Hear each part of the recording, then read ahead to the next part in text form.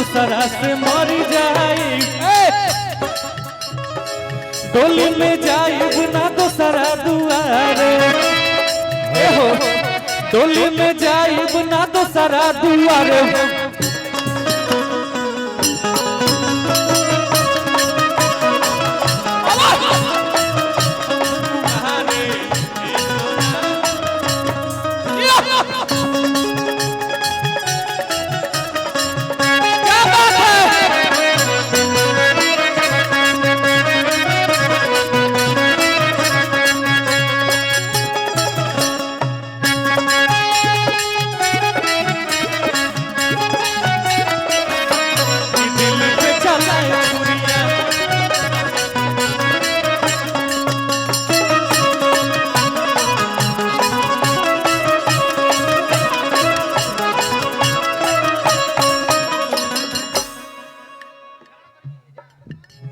hello hello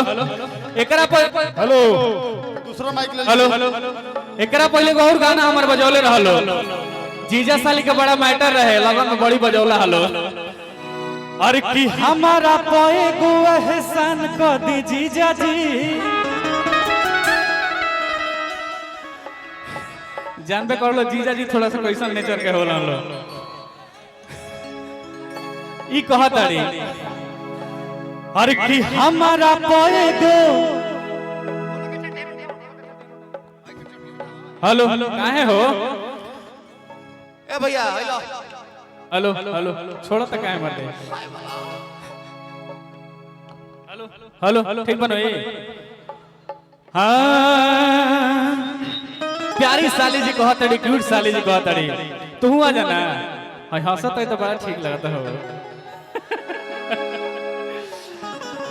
अरे कि हमारा पोए गो एहसान को दी जीजा जी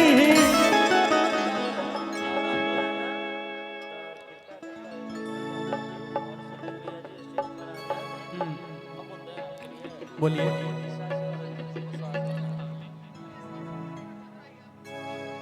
हेलो अभी मन्नू भैया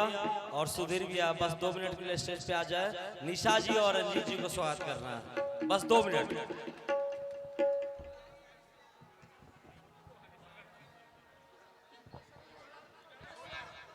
हाँ अरे कि हमारा पोए गो हमारा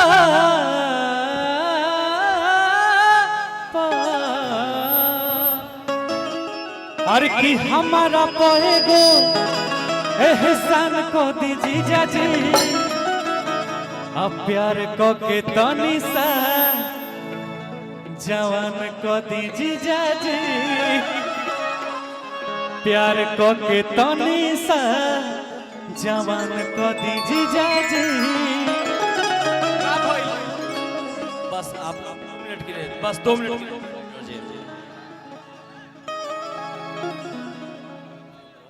बस 2 मिनट के लिए